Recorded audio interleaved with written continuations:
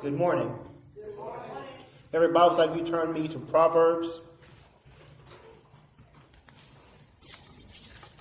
chapter 18, verse 24. That's Proverbs chapter 18, verse 24. And I should be telling you in the beginning, I'm reading from the English Standard Version of the Bible.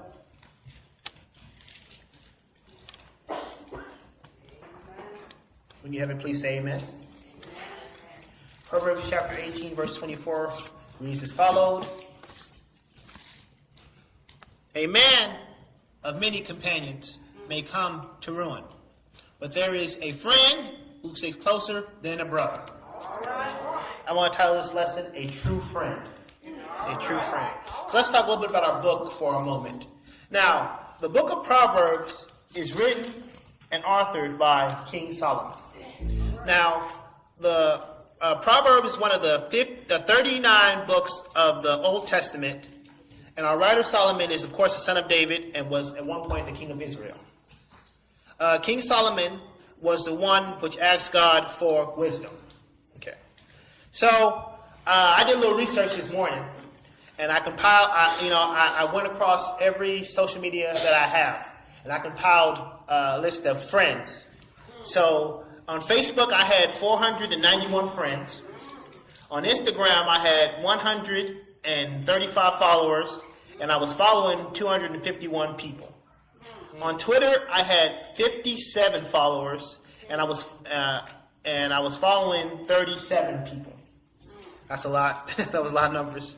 So I want to say that as Christians, God is not only a true friend, He's a true friend to His people. But the Lord is also our best friend, a best friend to have in times of trouble.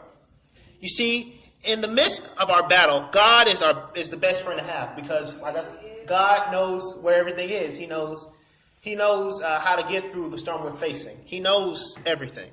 You see, God is with us within our ups and our downs of our life. Let me explain that point to you right quick. So, with people, there's a difference between people's friendship and God's friendship, all right? Now, people's friendship is like, as long as you up, I'm with you. But as soon as things turn for the worse, I'm abandoning you. But God will stick with us through thick and thin, all right? So it's kind of like, I hate to pick on it, but, sometimes you see people flashing money and stuff like that on internet and stuff like that, And, and they got all their buddies around them. But then when they go to jail or something happen, and they lose all their money, their friend's gone. And it's kind of crazy, when they go to prison and when they go to jail, they expect their friends to write them, and they get upset when they don't. Well, that's not a true friend. That's not a true friend. You see, in the twisters and storms of life, we need a friend like God. Someone who has our back and will stand with us. You see, as Christians, we have the ultimate friend within Jesus. He is our ultimate friend. See, I want everybody to take a few seconds right now to think about who your best friend is. Think about who your best friend is, in whatever, high school, whatever. Who's your best friend right now or in the past? All right? Now, for some, we may still be friends. Others, we may not. Okay? So it may have been due to a disagreement or a falling out. It may have been because they moved away or something happened along that line. You see, there are friends. I mean, I can say there are friends that I'm still close with. We text each other, we hang out. We talk to one another, we share a good laugh from time to time. There are friends like that I have. And then there are friends. There's the other type, friends that we've gone our separate ways because of one way or another. All right, and that's gonna happen.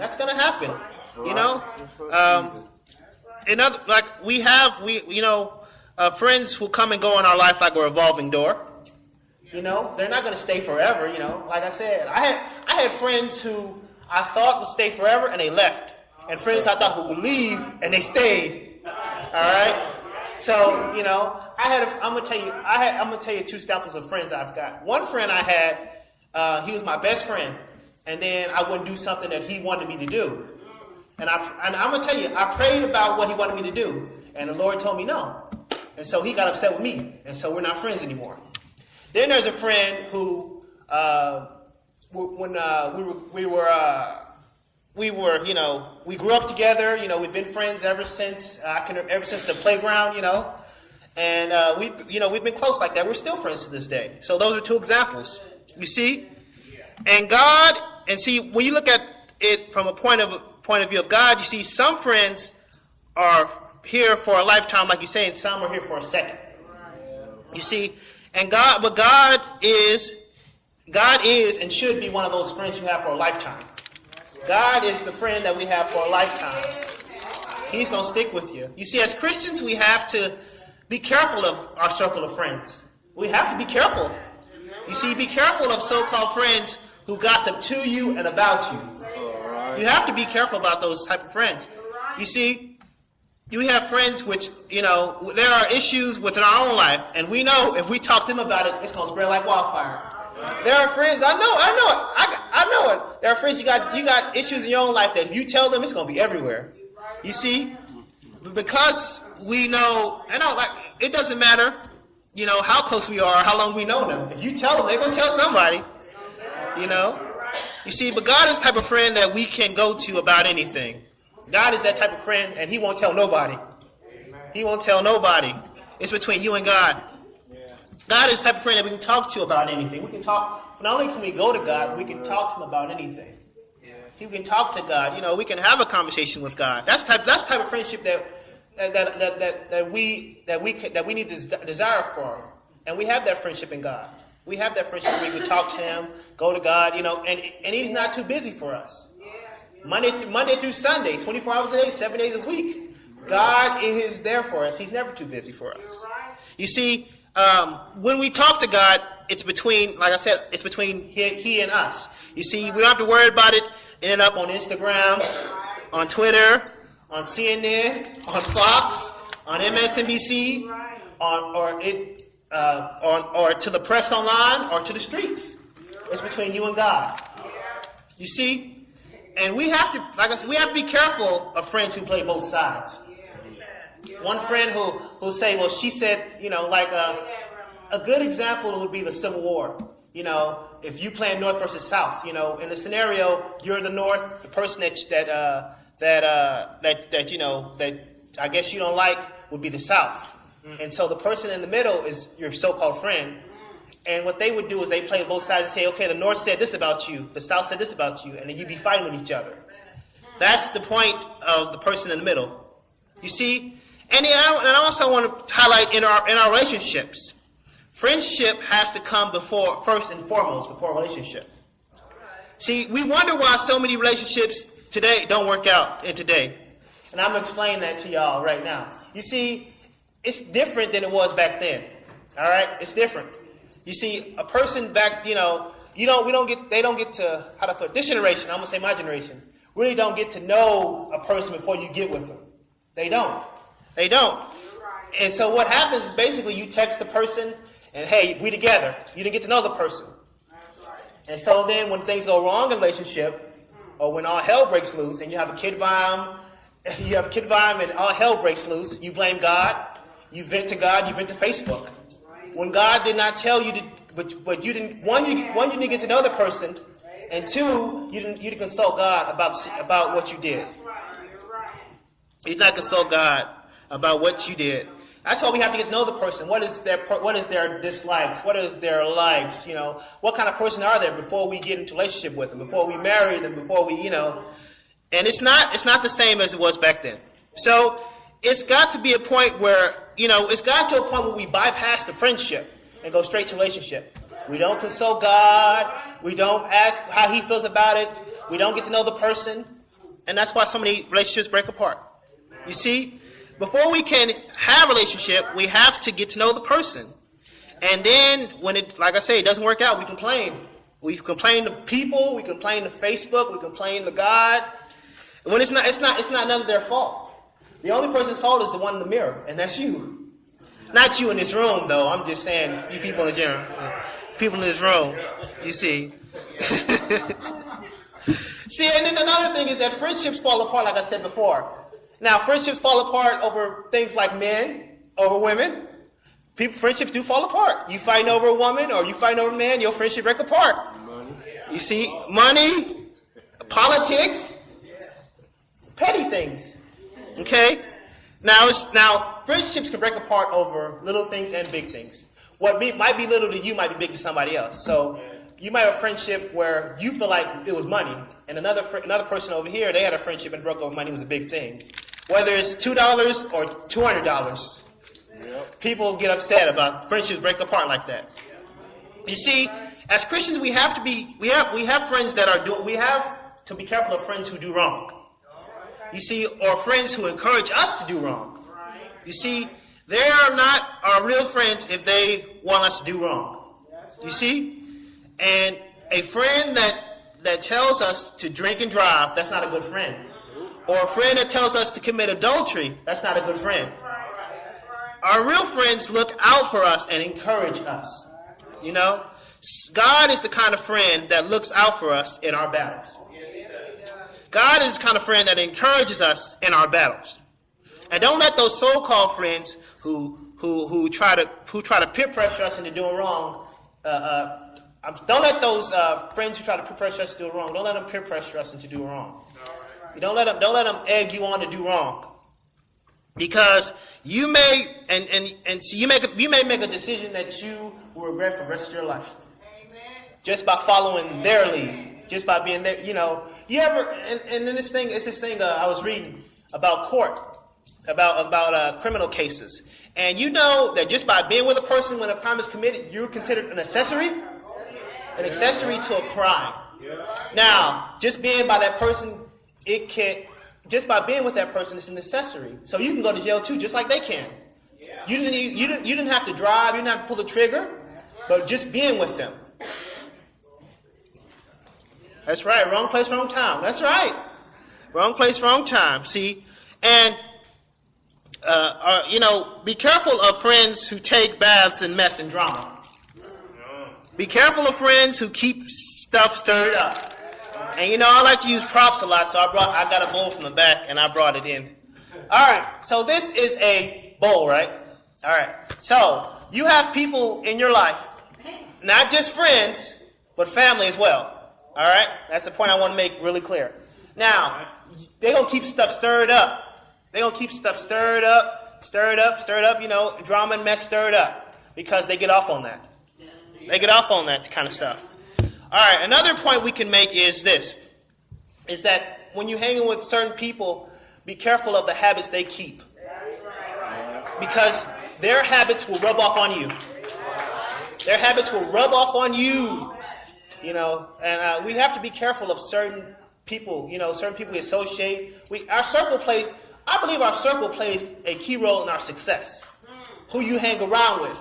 If you hang around with people who are talking about who are going nowhere, who try to bring you down, then guess what? You're gonna go down. But if you hang around with people who are trying to lift you up, encourage you, people like Jesus, then you're destined for success. You are. You see, another point I want to make is we have to be careful of toxic friends. Now, I'm going to explain the toxic friends for you. Now, we have toxic friends in our lives, and I tell you what, it's time to get. It's time to get the scissors, because you have to cut those toxic people out. Cut them out of your life, because think about a disease or a virus. It makes you sicker and sicker and sicker. It brings you down. You have to cut those people out. Cut those people out of your life. Because some of us have or had toxic. If you haven't had a toxic friend in your life, keep on living. You're going to have one. You're going to have a toxic friend. See, when God starts to remove, and then another thing, when God starts to remove people from our lives, or toxic family, toxic friends, don't get upset. Don't run after them either. Don't run after them either. God removes those toxic people and those toxic family members. Oftentimes, He removes them for our good. And it makes no sense for us to go run after them, and go cry about it. I don't know what I'm going to do. They're gone. Well, when you prayed, you asked God to remove and replace. What do you expect Him to do? So God, oftentimes, like I say, he removes and replaces his friends. Like I say, it's like a revolving door. It's like a revolving door. Yeah. But it's up to us to let go of those toxic friends that we have. Let go of them. Don't hold on to them because it's making you sick. It's bringing you down. It's bringing you down. So some of us think we can change those toxic friends that we have. Oh boy. I'm here to tell you, you can't change nobody that don't want to be changed. If they don't want to change, then that's on. If they don't want to change, that's on them. You can't make nobody do nothing they don't want to do. You can't hold a gun. You can't hold a gun in their head, but you know, you can't hold a gun to their head. If they want to change, they can. So, you know, I can change him or I can change her. No, if they don't want to be changed, it ain't no use. You're wasting your breath, in other words. Your time, your breath, your energy in trying to change that individual. Okay? See, be careful of toxic friends who act as true friends. They masquerade, they wear a mask. Your toxic friends wear a mask as their true friends, all right? See, our lives will we either have a toxic friend or we know one. We know somebody who's like this, though. See, we have to ask ourselves, are we a toxic friend or are we a true friend? We have to be careful of who we call our friends today. In this day and age, not everyone we encounter is our friend. You see, in this day and age, everyone we meet not everybody we meet has our best interest. But God has as our friend, God has our best interest. But not everybody we encounter here on earth will have our best interest. You see? And you have to be careful because people are friends with the devil and people are friends with toxic people. And I'm going to tell you something. When you're friends with the devil or you're friends with toxic people, they don't get burned. You do. You get burned. So think about, and I like how God is the type of friend who accepts us at our worst. That's right. Say that. You know, he accepts us at our worst, but he helps us become our best. He helps us become our best. You know, we weren't always saved, okay? I know some of us is a shocker to some of us, but we weren't always saved, everybody. That's right. We weren't always saved. Some of us was at our lowest when we came to Christ. Some of us were at our lowest when we came to Christ. Amen. But God helped us become our best, Amen. or God is helping us to become our best. Okay? Amen. You see, no matter how broken we are, Jesus is our friend. Yes, he is. You know, some people, they won't come near you because, you know, they feel like you've been through too much. Yeah. Or you're going through too much. But God doesn't care about that. He's still our friend, no matter how broken we are. That's right. That's the kind of friend that I want. That's the kind of friend, what I just said, that's the kind of friend I want. I'm sorry. That's the kind of friend I have in Jesus. I have a friend in Jesus. You see, God is the type of friend who won't abandon his friends. He is the perfect example of the kind of friend we should all be. Jesus is the type of friend. If you look at our text today, Proverbs, it says that. It says a man has many companions may come to ruin. I mean, a lot of friends. You know, you may have a lot of friends on earth. But, you know, not everybody your friend, like I said before. But then if you look, it says, but there is a friend who sticks closer than a brother. And that friend is Jesus. Because, you know, you have a brother or a sibling, you know, and y'all close because y'all come from the same mama, same daddy, y'all raised in the house together. Y'all know y'all been through so much as siblings. But God himself sticks closer than a brother. He's in us. He sticks with us. So when it says he sticks with us, it means he sticks with us through it all. You know, some storms your friends will stick with you, you know. And then when it gets too hard, they run. But God is the one friend who will stick with us through it all. Through it all. You see, we should, you know, and, going back to my first point I made when I first began, about Twitter, Facebook, and all that. You know, we should share our friend Jesus with everybody. That's right. You know, we share everything else. You know, we share mess, we share gossip, we share, you know, all kinds of stuff. We share, you know, but why not share our friend Jesus with everybody? Why not share Jesus with everybody? You know, we live in an age where people are sharing everything. You know, Good and bad, I hate to say. That's right. That's But why right. not share our friend Jesus? Yeah. And not sharing them on the internet, but that's one way, but tell somebody about Jesus. That's right. Tell somebody what he did to us on the cross. For us on the cross. Tell them about John 3:16. Tell them about Romans 10:9. Tell them. Don't be scared. I mean, people aren't scared to gossip and gossip and start mess. So why not? Why are you scared to share Jesus? Why are you scared to share Jesus? So, as I close, I want to say this: we as Christians, we have the ultimate friend in Jesus. But for those who have not accepted Lord for themselves, if you're looking for the ultimate friend, if you're looking for the ultimate friend within your life, if you're looking for a lifetime friend unlike any other, then look no further than Jesus, who sticks closer than a brother. Thank you. Oh, yes, Lord. Good morning.